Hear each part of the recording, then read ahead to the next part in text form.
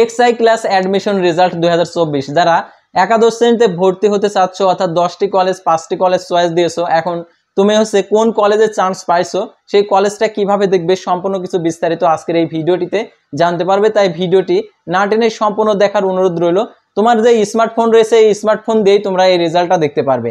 আর result দেখার জন্য যে তোমাদের মোবাইল ফোনে যে এসএমএস দিয়েছিল অর্থাৎ আবেদন করার সময় অর্থাৎ যে পিন নাম্বারটা দিয়েছিল সেই পিন নাম্বারটা প্রয়োজন হবে, আর রেজিস্ট্রেশন নাম্বারটা, এই দুইটা যদি তোমার কাছে থেকে থাকে তাহলে তুমি কোন কলেজে চান্স পাইছো সেটা তুমি নিজেই দেখতে পারবে অর্থাৎ তোমার মোবাইল ফোন দিয়ে অর্থাৎ স্মার্টফোন দিয়ে। তো দেখার জন্য তোমাদের যে কাজটা করতে হবে অর্থাৎ তোমাদের মোবাইল ফোনে অবশ্যই ক্রোম ব্রাউজার অথবা অন্যান্য ব্রাউজার যারা ইউজ করো সেই ব্রাউজার থাকতে হবে। তো সম্পূর্ণ কিছু দেখিয়ে দিচ্ছি। তার আগে একটি ছোট্ট একটি রিকোয়েস্ট, যদি তোমরা অল জব নিউজ বাংলাদেশ এই চ্যানেলের নতুন দর্শক হয়ে থাকো তাহলে অবশ্যই আমাদের এই চ্যানেলটিকে সাবস্ক্রাইব করে রাখবে আর অবশ্যই এই ভিডিওটিতে একটি লাইক করে দেবে। আর যারা আমাদের ফেসবুক পেজে ভিডিও দেখছেন অবশ্যই আমাদের ফেসবুক পেজটি লাইক দিয়ে ফলো করে আমাদের ফেসবুক পেজের সঙ্গে থাকবেন। আমাদের ফেসবুক পেজেও নিয়মিত আর কি সকল ধরনের তথ্যগুলো দেওয়া হয়ে থাকে, জব সংক্রান্ত তথ্যগুলো। সাধারণত ক্যারিয়ার গঠনের জন্য পড়াশোনার পাশাপাশি জব অনুসন্ধান প্রয়োজন। তো জব অনুসন্ধানের জন্য রয়েছে all job news Bangladesh YouTube channel এবং ফেসবুক পেজ। অবশ্যই আমাদের এই চ্যানেলের সঙ্গে থাকবে, তাহলে সকল প্রকার চাকরির আপডেটগুলো জানতে পারবে। তো এখন আমি দেখিয়ে দিচ্ছি কিভাবে এই রেজাল্টটি দেখবে। তো রেজাল্টটি দেখার জন্য আমাদের যে গুগল ক্রোম ব্রাউজার রয়েছে তো আমরা এখানে ক্লিক করে দেবো। তো ক্লিক করে দেওয়ার পর যে এখানে যে সার্চ অর টাইপ ইউআরএল আমরা এখানে লিখলাম হচ্ছে এক্সআই ক্লাস অ্যাডমিশন, লিখে সার্চ করার পর যে প্রথমে যে আর কি পেজটা রয়েছে অর্থাৎ এক্সআই ক্লাস অ্যাডমিশন, তো এটাতে যাব। তো তার আগে একটি কথা, যারা হচ্ছে কম্পিউটার দিয়ে দেখছো অথবা যারা হচ্ছে কম্পিউটার দিয়ে দেখতে চাচ্ছ তাদের ক্ষেত্রে আমি এখানে যে ডেস্কটপ মোড করে নিলে সাধারণত ওয়েবসাইটটা ভালো কাজ করে, তো আমি ডেস্কটপ মোড করে নিচ্ছি। তো এখানে আমি একটা টিক মার্ক দিয়ে দিচ্ছি। তো টিক মার্ক দিয়ে দেওয়ার পর আমাদের পেজটা আর কি ডেস্কটপ মোড হয়ে গেছে। তো দেখতে পাচ্ছেন এখানে ডেস্কটপ মোড হয়ে গেছে। তো আমরা এখানে এখন ক্লিক করে দেবো। তো ক্লিক করে দেওয়ার সাথে সাথে আমাদের পেজটা একদম হুবহু আমাদের মোবাইল ফোনে যেরকম দেখাচ্ছে ঠিক কম্পিউটারে ঠিক একই রকম দেখাবে স্ক্রিন।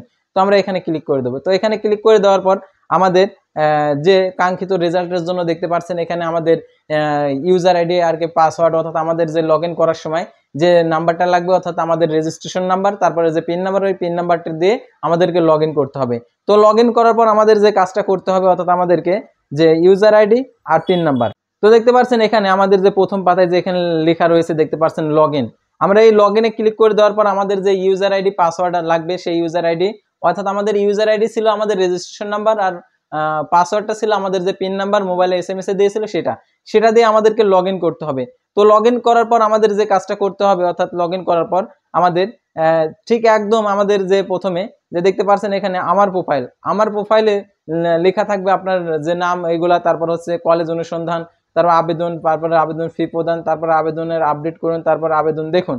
তো এখানে দেখতে পাচ্ছেন লাস্টে লেখা রয়েছে নির্বাচন অর্থাৎ হচ্ছে সিলেকশন, অর্থাৎ ইংলিশে কারোর যদি ইংলিশ করা থাকে তাহলে এখানে লেখা আছে সিলেকশন। তো এখানে ক্লিক করে দেবেন। তো এখানে ক্লিক করে দিলে যে লেখাটি আসবে দেখতে পাচ্ছেন এখানে যে আপনি যে কলেজে আর কি চান্স পাইছেন সেই কলেজের নামটা এখানে থাকবে। তো দেখতে পাচ্ছেন এখানে যে আমার এখানে যে আমি যে কলেজে আর কি চান্স পাইছি সেই কলেজের নামটা দেওয়া রয়েছে। তো দেখতে পাচ্ছেন Savar cantonment public school and college, তো এখানে দেওয়া রয়েছে। আর এখানে দেখতে পাচ্ছেন ইএন নাম্বার রয়েছে ডে শিফটে। আর দেখতে পাচ্ছেন এখানে মেরিট কোঠা মেরিট, এখানে মেরিট লিস্টে দেখতে পাচ্ছেন এটা।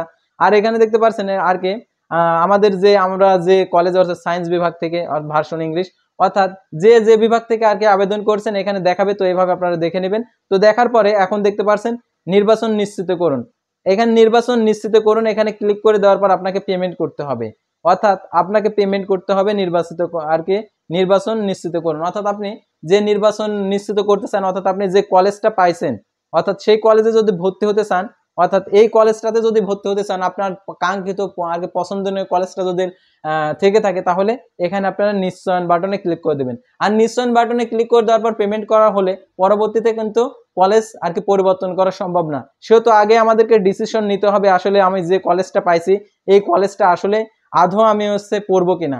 যদি পড়তে চান তাহলে অবশ্যই এখানে নিশ্চিত বাটনে অর্থাৎ নিশ্চিত বাটনে ক্লিক করে আপনারা পেমেন্টটা কমপ্লিট করবেন পেমেন্ট গেটওয়ে থেকে অর্থাৎ আপনারা এখানে ক্লিক করলে আপনাদের পেমেন্ট গেটওয়েটা অন হয়ে যাবে, সেখান থেকে আপনারা টাকাটি প্রদান করে দিবেন। তো আশা করি আপনারা বুঝতে পারছেন কিভাবে আপনারা হচ্ছে আর কি একাদশ শ্রেণীর রেজাল্টটা দেখবেন অর্থাৎ সঠিকভাবে সঠিক নিয়মে। তো পরবর্তী ভিডিওতে আবার কোনো নতুন বিষয় নিয়ে আপনাদের সামনে হাজির হব। সে পর্যন্ত সবাই ভালো থাকবেন, সুস্থ থাকবেন এবং অল জব নিউজ বাংলাদেশ এই চ্যানেলের সঙ্গে থাকবেন।